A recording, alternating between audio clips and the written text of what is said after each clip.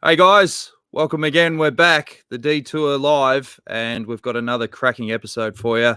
I'm your host, Dan Jones, and always joined by four-time national road champion Johnny Chavarro. And Johnny, what can you say about our guest today, mate?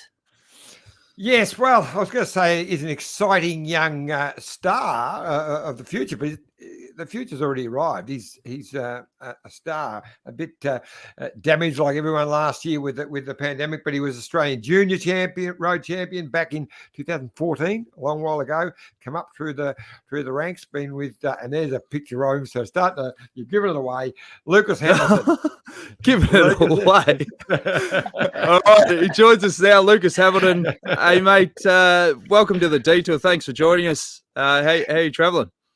Thanks for having me, fellas. Yeah, not too bad.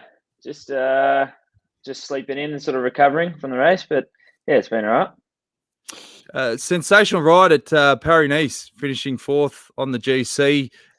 You must have been pretty happy with the result.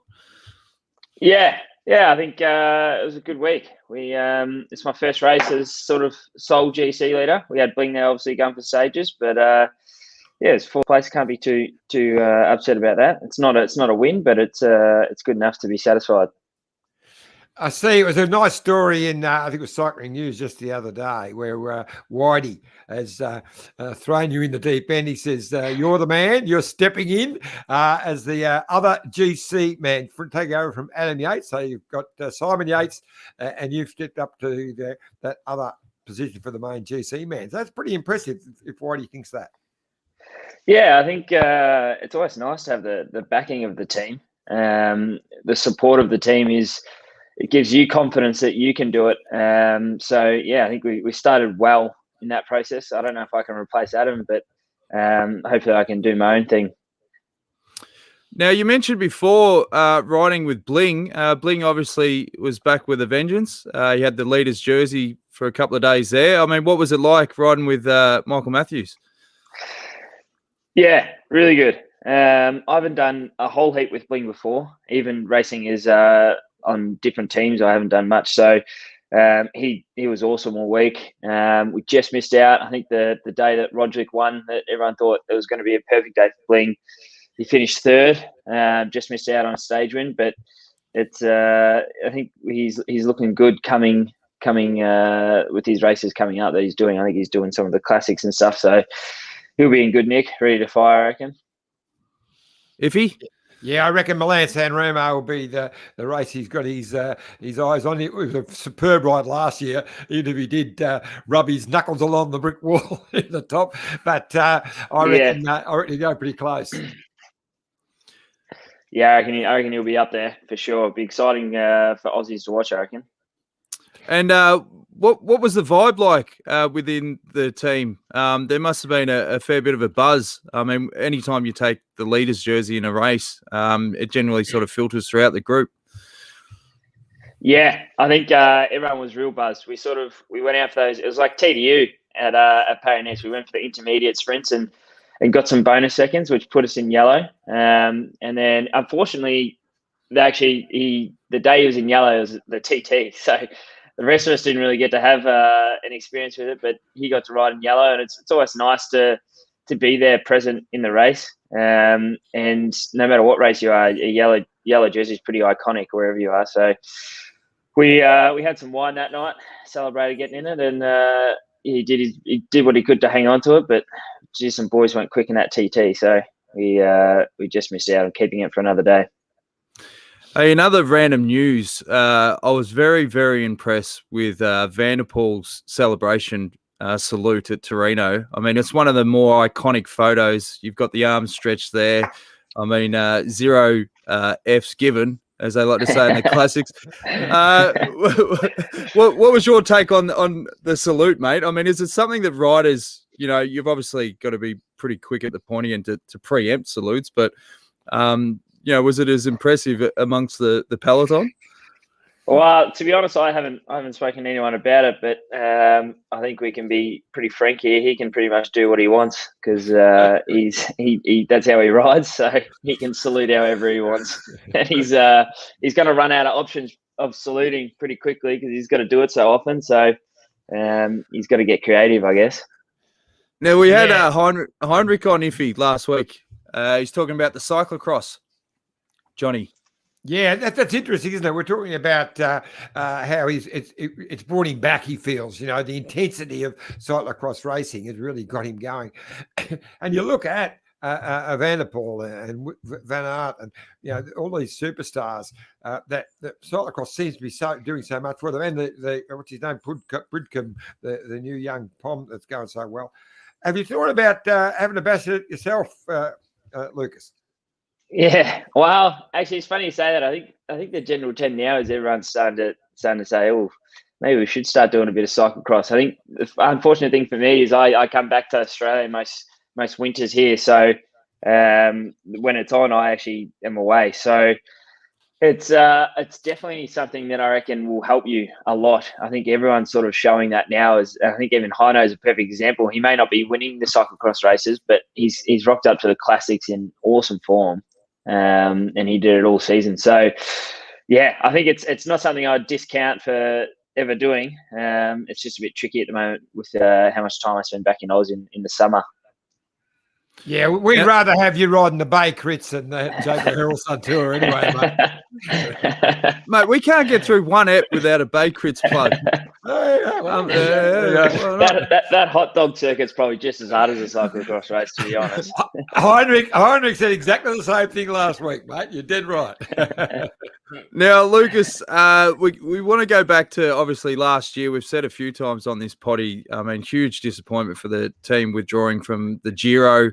You were in sensational form yourself, and we couldn't help but obviously wonder where you would have finished up. It definitely would have been at the pointy end of GC. I mean, what are your sort of emotions when you go back to the Giro last year?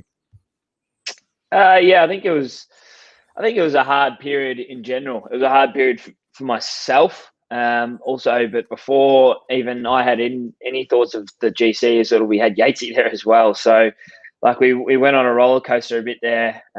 There's nothing you can do though. We had to make the right call and for the health and safety of everyone else and ourselves. But yeah, it wasn't easy. It wasn't easy watching.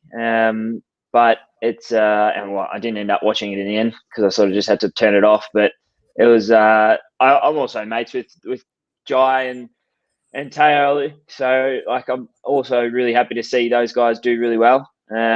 But obviously you can't help but think for yourself a little bit and wonder what could have been. But yeah, you can't dwell on it too long. But it gives you a bit of extra motivation for the upcoming season.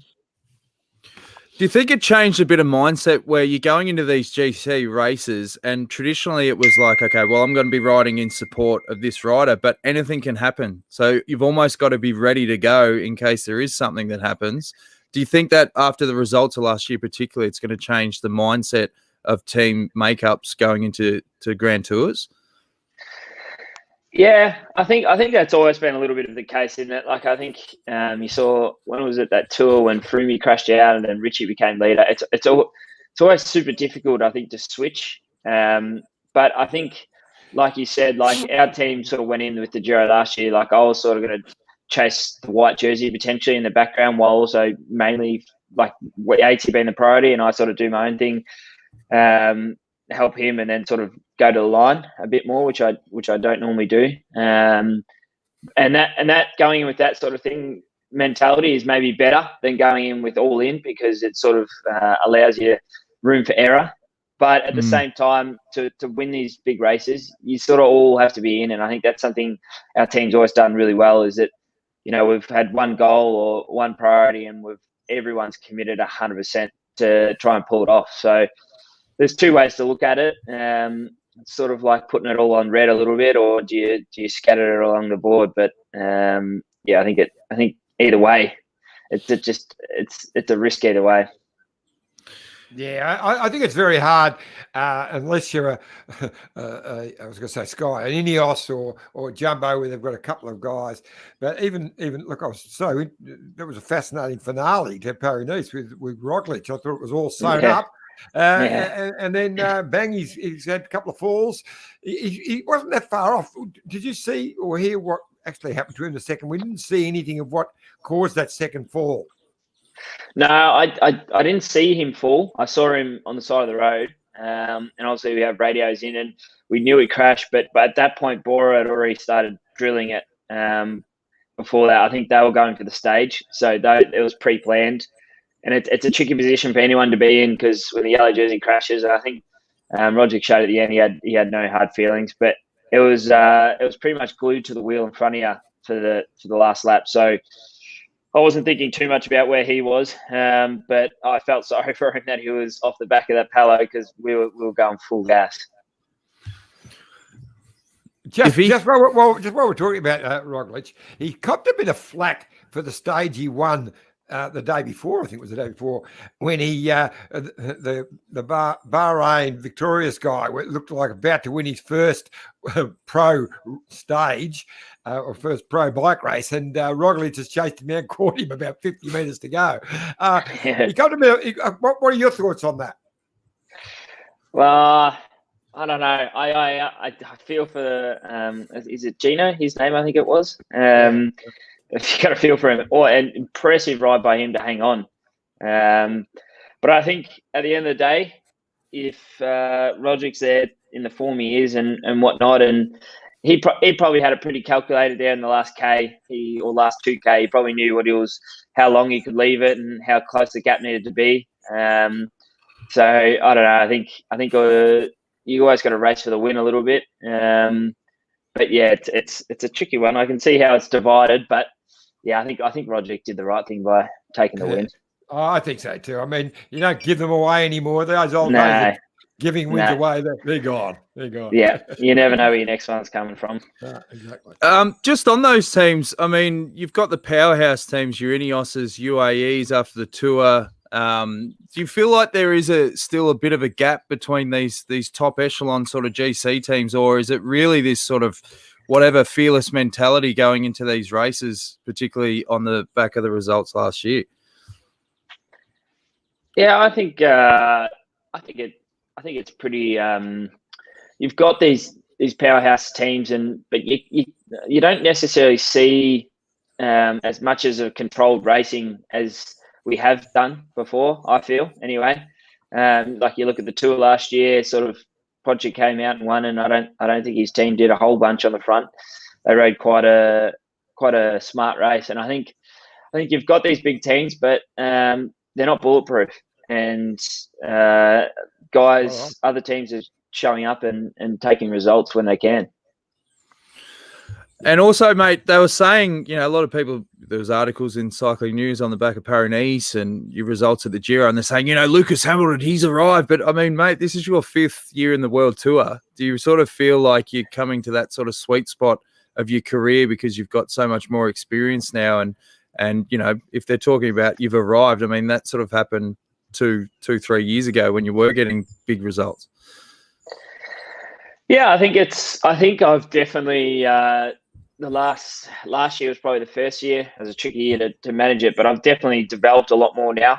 I feel like I'm, in terms of training and numbers and all that, I've definitely come up a level. So I feel like within myself I've improved, but then there's also the fact that I'm a lot more comfortable in the World Tour now, and I sort of feel a little bit more at home when I go to races. I've done a lot of races before, so there's not a whole bunch that's new, which makes it a bit easier. But yeah, I hope that I can start getting some bigger results here and there on the biggest level possible, and I feel like it's achievable. It's funny you mention that because it might surprise you to know that I'm not a cyclist, Lucas. I never have been. But listening to the journey of these riders over the years, I mean, how much is the balance between data and how you feel in terms of form? Good question. I think either way, it's you got to go with your. It's a balance act. If you're doing good numbers in training, you're obviously going well.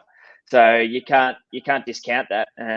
But then at the same time, racing's a completely different ball game. There's guys who can train their hearts out and they destroy you in training, but then you get to racing and it's different. So I think it's you got to take a balance of each world a little bit. So when you rock up and if you know you're in good shape and you back yourself in, that mentality is enough to sort of change maybe where you are in the race. But if you're doing good numbers in training, doesn't necessarily mean you're going to rock up and destroy it.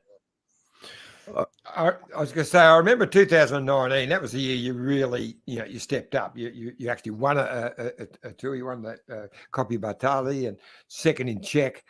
But what really impressed me was the Giro, your first Grand Tour, and not just that you got through it, but the way you got through it. That last week is when normally, first time riders of Grand Tours are in a lot of trouble. You just got stronger, and that stage, I remember stage 20. Second last, that was one of the toughest, maybe the toughest of the whole race, and you rode so well. You must have been pretty happy after that first Giro. Yeah, I think that's maybe where the team sort of started to really sort of see me as a rider that potentially could go down that GC path. Was around then, because it was my first Grand Tour, and I sort of held on to it till the end. To be honest, before the Giro, I remember I've never trained like it before. Before the Giro, I was so scared I'd done like 2 or 3 races over 200k before, and I was so scared of the stages that I was training each day just because I was frightened. So I rocked up, and to be able to I was expecting anything. I could have made it through the first week okay, and then started to blow from there and hang on. But it was good to be able to stay consistent throughout the race. And that stage 20, I think it was a really tough day. I think I did my best ever 20-minute power or something on the stage 20. So if I can sort of do that, I sort of started to see that maybe potentially this is something I could do for myself later on. But at the same time, I've only done 1 Grand Tour now. So that was the last one I did. Obviously, we started the Giro last year, but got kicked stage 9. So I feel like I've still got a bit of learning to go in those 3-week races. How much another thing a lot of riders have said is particularly with GC, how much is it about that mental control? As you said, if you're feeling good in training, but in an actual race, if you're feeling good, the ability to keep control and keep, balanced and not burning your matches and constantly thinking about position. I mean, does that just add layers and layers of mental stress and resilience? Yeah, definitely. I think for someone like myself, I don't normally thrive in those scenarios. I like sort of being relaxed right up until I don't have to be, until I have to be stressed. But I think that's probably the biggest thing I find anyway for me personally is I've got to learn to manage, is just to deal with that focus day in, day out for long periods of time. And that's why a race like Paris is perfect for that, because it's stress. Even though there was no win this year, it was still nervy every day. And it's perfect for me to sort of learn to manage that stress throughout the whole race. And I think that's one of the hardest bits of being a GC rider. I can't really speak, but I've spent enough time with Yatesy to know that he's sort of nailed it in a way that he's quite conservative most of the time when it comes to the bunch, and that he knows where his position is, and he holds it well, and he stays consistent throughout the race. Where if you blow up mentally mid race, it's a long way home. Now we've got some live comments coming in. We've got one from the Fox. The teammate gifted, opposition nail it. I think that was about Roglic. But we've got one from a couple of guys that Michael Hepburn, 3 legends. And then Sam Bewley does the hugs and kisses emoji. Now, just on Sam Bewley, the poor guy's had his Twitter account hacked. So if anyone follows Sam Bewley, he is not giving you free crypto advice. He's in the process of recovering. Hey, can I just jump in? Really? That wasn't Buell's giving me the information. I went and bought all that Bitcoin stuff. Oh, no. Oh, he's shattered, no. man. I don't think he's liable for it. He's shattered. Hey, one other thing is, have you found with GC, the unwritten part of becoming a good GC rider is chemistry and how much you bond? Because, I mean, you've got to rely on guys going back and giving you bottles, and, it really is how you interact with these guys on the bus. I mean, have you got any sort of tactics on how you get the best out of your workers?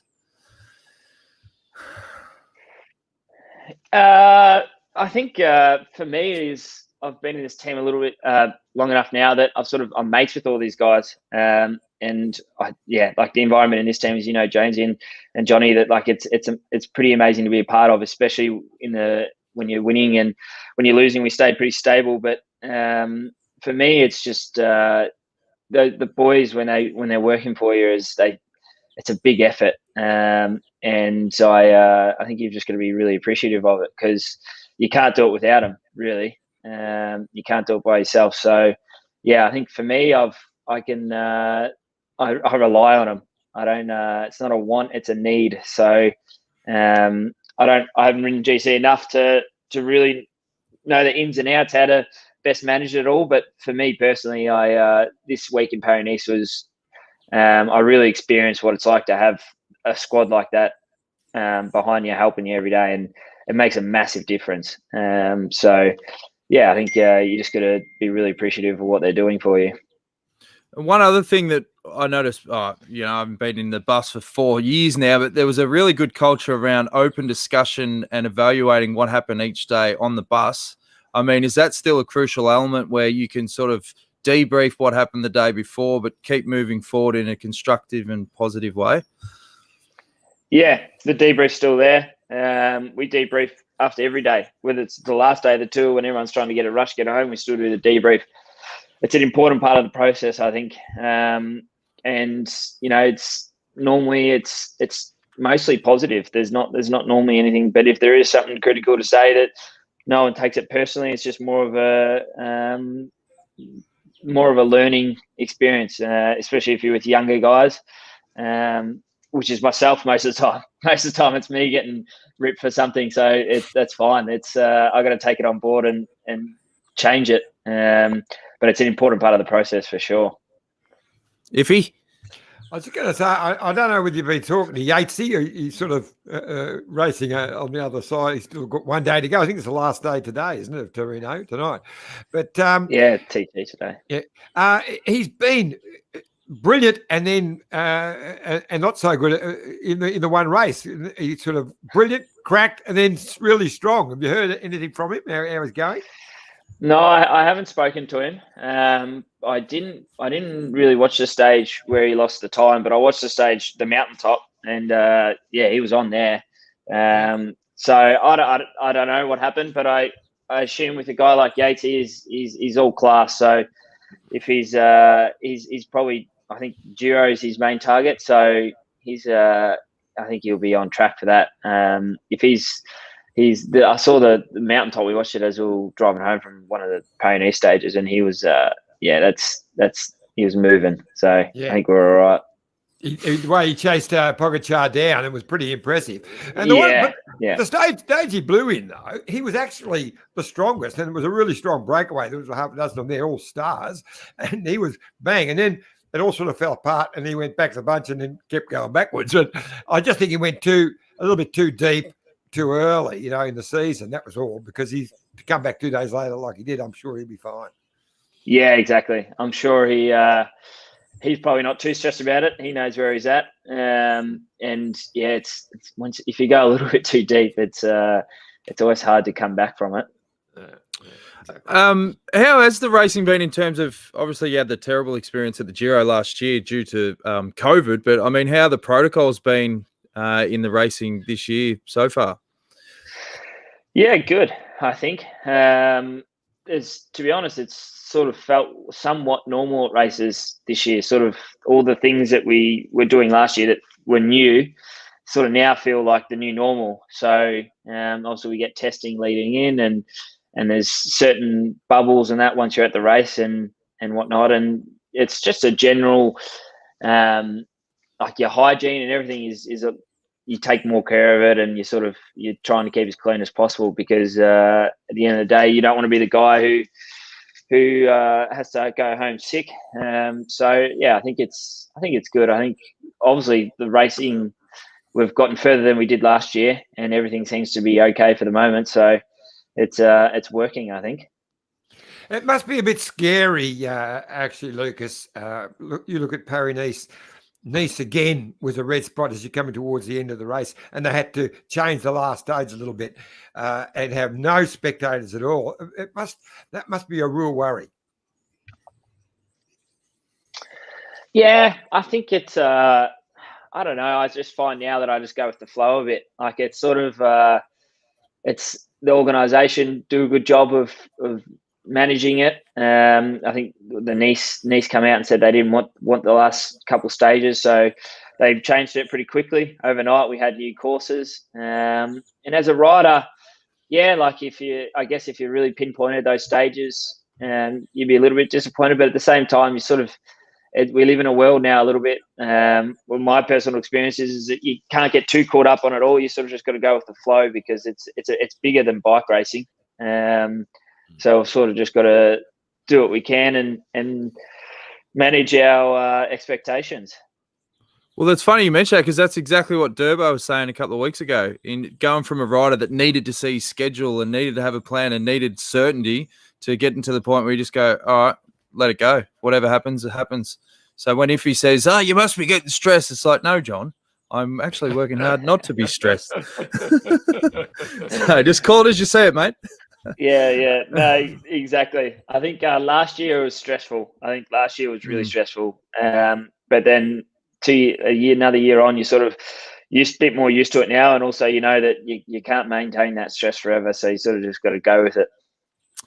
Fair enough, mate. Now, before we wind the clock back, we want to talk about your early days growing up in Ararat and so forth. Johnny, good time to get the sponsors plugs in, mate. What do you want to open the batting with? Whatever you hit me with, mate. All right, let's go. Let's go.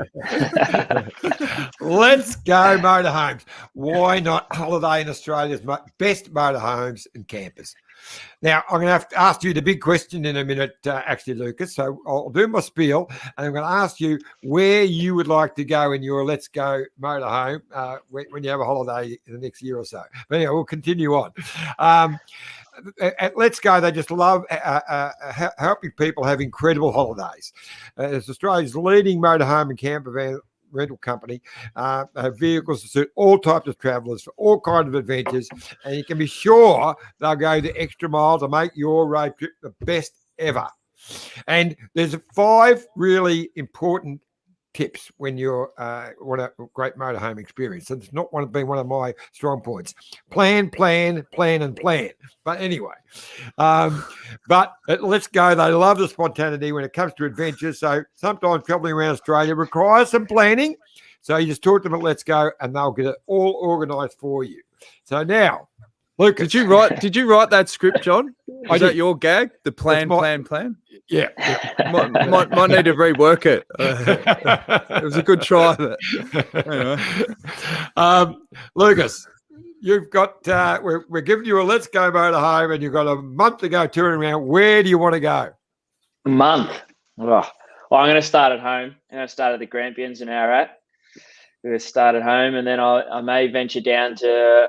I'll go down Gippsland Way, I reckon. Oh, here we go. Yeah. We're talking to 2 Gippsland boys here, mate. Yeah. 2 Gippsland boys here, yeah.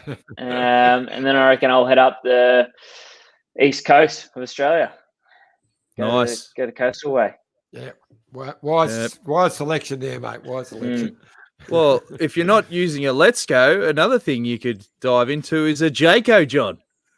Well, funnily enough, all of the Let's Go motorhomes are Jaycos. You wouldn't believe that, would you? You would not believe it. You would not believe it.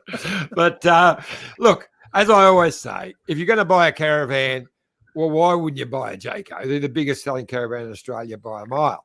But also, when you think about the fact that it's owned by Jerry Ryan, who has been a wonderful, the saviour of cycling in Australia over the last quarter of a century. So why wouldn't you go and buy a Jayco? They're the best. Exactly. And there was a big announcement this week, John, with the minimum salary for the women's team. Yeah, that is amazing. Again, bike exchange, 2 bike exchange at the World Front. I think the second team to step up and do that to offer the women the same minimum wage as the guys, which is a fantastic step forward, especially in these real demanding financial times. So very impressed. Good on you, Jerry. And good on you, Jerry, who also is behind Mitchelton Wines. He is. And I did have a couple of those last night, funnily enough. We had, look, one of Australia's favourite wineries and a place of escape. Experience the history, the beauty and the serenity of the Goulburn Valley at your own pace. Looking over the vineyards from the iconic tower, staying at the new hotel, relaxing by the pool, recharging in the day spa, exploring the seasonal menu at the Muse and stopping by the Providor, touring the cellars and, of course, tasting their signature wines. Yes, and they're magnificent. And Mitchelton's become renowned as an amazing venue for weddings and that special function, offering unique spaces for memorable, it's easy for you to say, events. So make sure you host your next function beneath the iconic tower of Mitchelton. But, I mean, it's got the day spa. It's just got so much going for it. But, of course, there's the amazing Aboriginal art collection down below, the world's biggest private Aboriginal art collection. And some of the pieces there are just absolutely staggering. And there is the $10,000 Land Cruiser with the €3.5 million paint job. Jeez, that paint job bounces around more than Bitcoin, mate. It's 1 week she's 3.5, then she's back to 2. It's time now for a quick word from our great mates at Bike Exchange, and then we're going to have a chat with Lucas about the early beginnings around Ararat. Look at this bike. You think it's just a bike, right? But it's not. It's a bike. 374 people are looking at. This guy, this girl, them, all looking at it. People from here, there, and wherever this is. People that are looking for a bike. Or just a piece of it. Amateurs, semi-amateurs, and pro-amateurs. This guy wants this bike, but with this crank and these bars. This could be the perfect match. But not this one. This girl has a bike to sell, and thousands of people might purchase it. Eyes on Bikes help grow small businesses. His, hers, yours, and the latest data and insights help those businesses keep moving. We are the world's #1 bike marketplace, with over 500,000 products and 900 brands, where buyers and sellers are brought together in a place where a bike is never just a bike. Bike Exchange, where the world buys, sells, learns, and rides. Thanks again to great mates at Bike Exchange. And just on Bike Exchange, you've got a run-out sale coming up. If you go to bikeexchange.com.au, you can find the link, which is under Green Edge Outlet X Team Issue Sale. John. Yes, I've been a part of it because Jerry handballed me into the middle of that, which is great. So out at Coast to Coast, a factory's got out there, northern suburbs. We have 280 brand new Scott frames. Some of them might be 6 years old, but they're brand new, never been ridden. And so some fantastic deals, plus shoes and helmets and whatever. So we're having a garage sale in a couple of weeks, Saturday week. So you can come along, but you can buy them online now. So you've just put that great site up from Bike Exchange, and you can jump on and get some amazing deals. Get amongst it. Now, Lucas, early days, mate. Talk about what was it like growing up in Ararat? And Johnny did a bit of deep diving on Google. Yeah. Where was Lucas born? Thursday Island. What's that? It said you were born in Thursday Island. Thursday Island. That's what it says, Wikipedia. Someone's made it up. Someone's made it up. Wikipedia. It says Thursday Island. And I thought, wow, there's something I didn't know. So that was going to be the first question. This is another talking point for a while. This is another example of this stellar research we do on the Detour podcast. Wikipedia has bit us again. Yeah. Well, it's obviously not the case, John. Someone's having fun with you. Anyway, by his look of surprise. So you were moved to Thursday Island. You've gone to Ararat. What was it like growing up in Ararat, mate? Yeah, no, it good childhood. I love the country. So pretty easy going. Not too busy, but it was nice. It was good. They're good bakeries in Ararat. So for our international listeners, what is it, an hour and a half out of Melbourne? No, it's a bit more. It's about 2.5. Okay, so 2.5, country Victoria. How did you get into cycling? How did all that start? My dad did a bit when he was a kid, and I think it was there was always bikes floating around his family, and then we just started going to club racing, and then my brother actually hurt himself. It sort of became a family activity, we'd all do it. Then my brother hurt himself playing footy. Nothing too dramatic. I think he broke his finger or something, but he started getting right into it, and he progressed quite quickly. So we sort of just went from there, really. And I sort of just floated along. Younger brother just sort of did whatever he was doing, and had a younger sister who was also getting involved. And it sort of just went from there. Started doing, the state championships and the Ararat. We had the Ararat Junior Tour, the Ararat Carnival as well. So there was some races that attracted people from all around the state, and sometimes nationally in Ararat. So it was pretty easy to get involved in the end. I've got the Wikipedia up there, if you can see that, but there it goes. If you look there close, you look Thursday Island. Okay, there it is. I didn't make it up, John. We weren't questioning that you've taken it from Wikipedia, mate. I've got to say that you're the second most famous cyclist to come out of I am. Of course, the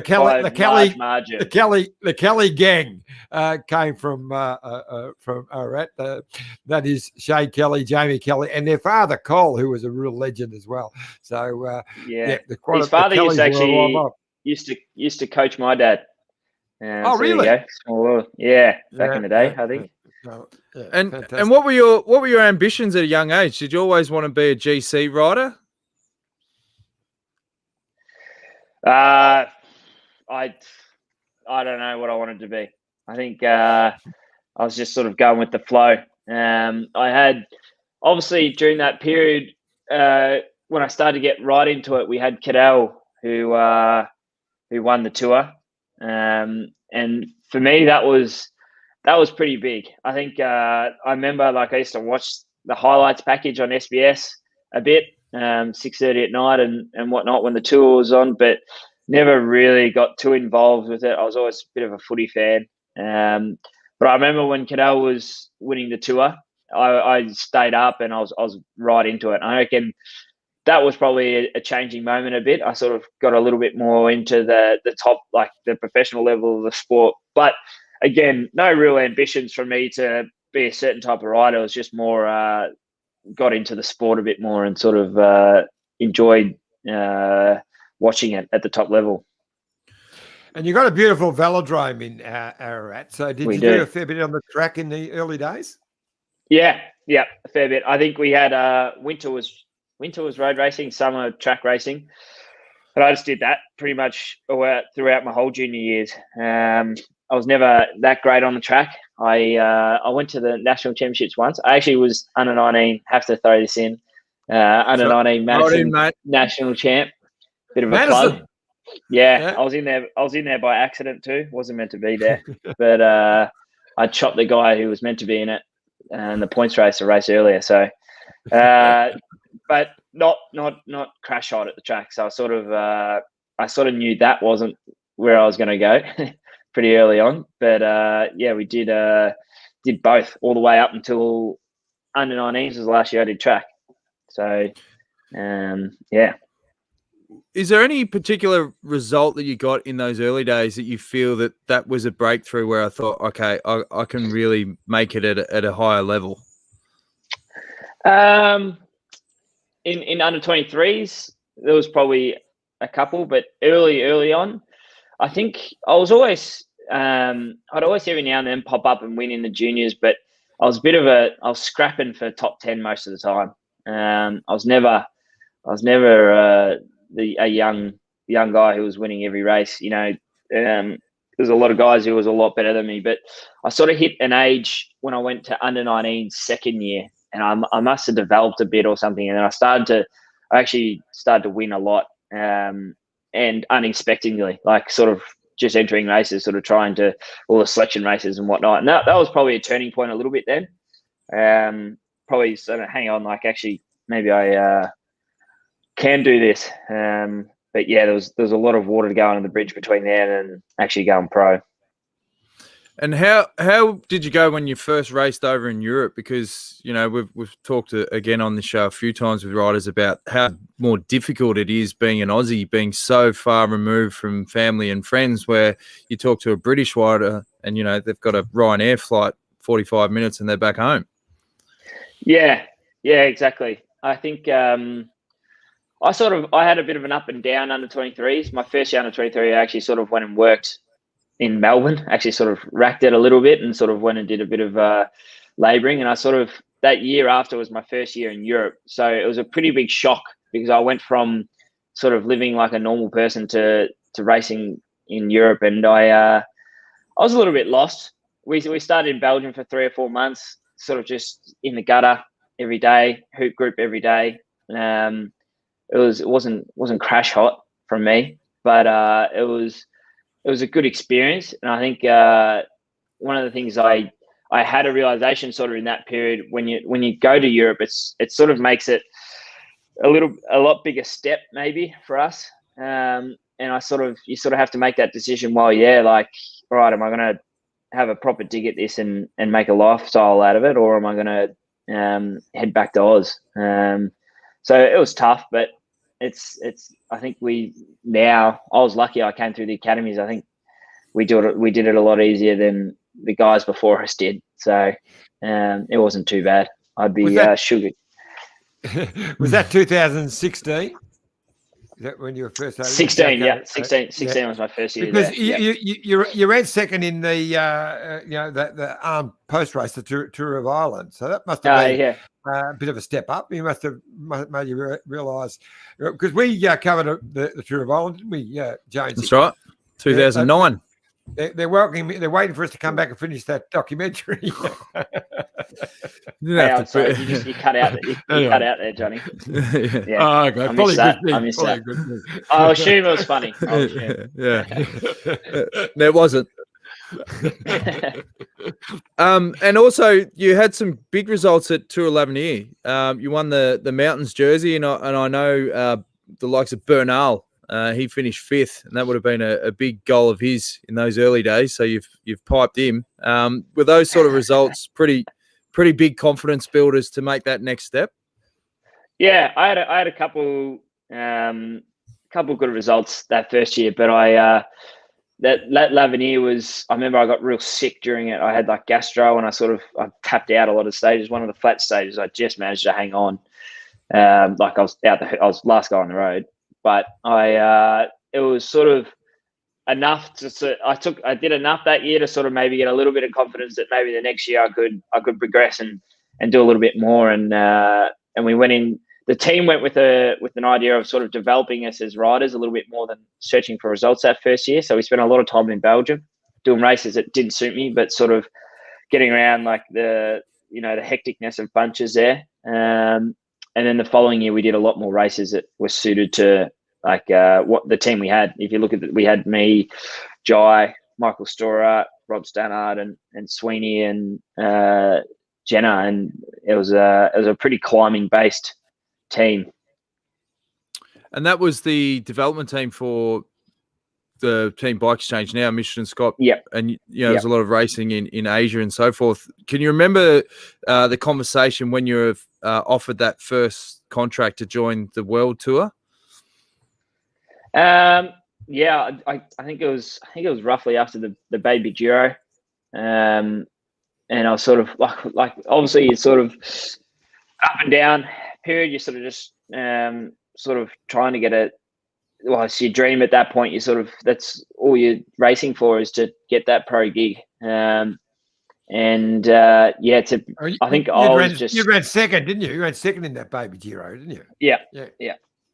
I think for me it was just to be able to join with this team was my dream. I really could see myself. I like to consider myself pretty Australian. I don't mold well to other cultures. I'm obviously a lot better now, but in those early days I was pretty raw. So it was nice to be able to join this team. And who have been sort of your mentors? You talked about the likes of, Cadell inspiring you. Have you been able to reach out to some of these guys just to sort of pick their brain and get some advice on how to build that long-term career? I think for me personally, I was lucky. This team has a lot of old guys that I sort of older guys, experienced guys that I sort of look to. Daryl Impey was definitely one person that I spent a lot of time with. Michael Albacini, and then like Heyman now, he's in the DS role, and Heyman then when he was in a rider role. Those sort of guys were people that I really looked up to and sort of could learn a lot off. And they were within the team, and I was racing with them, so it was easy to sort of be around them and probably pestering them with stupid questions. Was Heyman's advice always keep riding, Lucas? Yeah, it was. It was always in a real quiet environment, real deep voice. He's got that Morgan Freeman sort of tone about him, doesn't he? He does. He's very calm and collected all the time. Is there any one piece of advice that sort of sticks out the most that you've been given along the journey? Oh, I don't know. Actually, I'd love to have something on the top of my head, something inspirational, but I think it's more just the day in, day out sort of stuff that you sort of learn off them.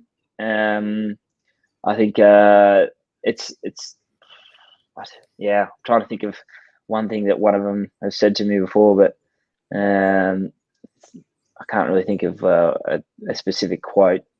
It's more just in general. That's all right, mate. That's a good tip for next time. I'll preempt Cohen and say, listen, I'm going to ask you this one. Yeah, that's it. Give me a day or two. Yeah. And I might text them all. Where's the wisdom? I might text them all and then have a competition. Whoever comes back with the best one gets the gig. Yeah. Talk about words of wisdom. Bewley's chiming in again. Hard to keep up without Twitter. When does Paris-Nice start? That's some share-paid comedy there from Jules. Unreal from him. Iffy? What's coming up for you next? I mean, what you'll be riding some of the Ardennes classics, I guess, but what's coming up first? I got Catalunya. Starts on Monday, so it's in home region sort of. So it's I think it starts 50k away from where I am now. So it's a pretty tough race too. So that's up next. And will you be doing the Giro or is too early to make announcements for the tour or things like that? Yeah, it's probably. Well, I hope to be doing. I don't think I'll be doing the Giro, so sort of be looking to the Grand Tours later in the season. Okay, and very much like Tour de France to me. No pressure, mate. No pressure, but you have heard it here first, folks. We have an announcement. No. Now, I did put you on the spot in terms of advice that you'd been given, but we always ask people on this show, all the experience that you've been through, particularly a tough year like last year. Is there any things that you can pass on to the listeners to get through particularly tough moments like you did with the Giro that they can use in if they're a rider or everyday life? Tough moments. Jesus, you are putting me on the spot. What did you find helped the most to get through that period?